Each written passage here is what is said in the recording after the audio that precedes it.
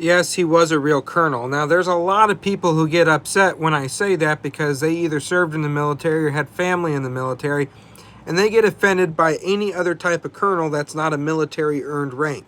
But the Kentucky colonels have been around since the year 1813. They have a long, rich history in Kentucky.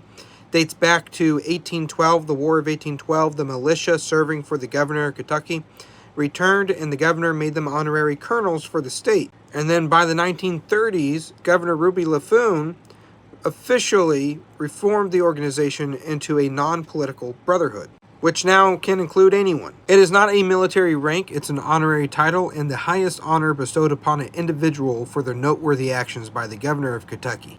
Anyone can now nominate anyone to be a colonel, which I disagree with, but that's the sitting governor's choice. Any sitting governor of Kentucky has the right and the will to change any rules for the Kentucky Colonel organization that they deem fit.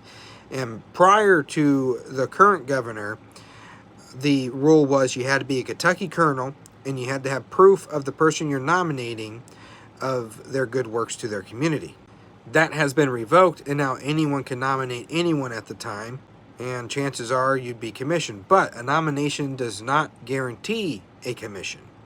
A nomination is just a recommendation to the governor. The governor reviews it, and if they say yes, then they'll sign your certificate and you'll become a Kentucky colonel. And with that said, a lot of people just think, oh, it's nothing special anymore. And you could think that if you want. Some people who hold the Kentucky colonel title think that. Some people who hold the Kentucky colonel think that they are the next heir to Colonel Harlan Sanders' throne for some reason. And then there's people like me that appreciate the good works that the organization does do.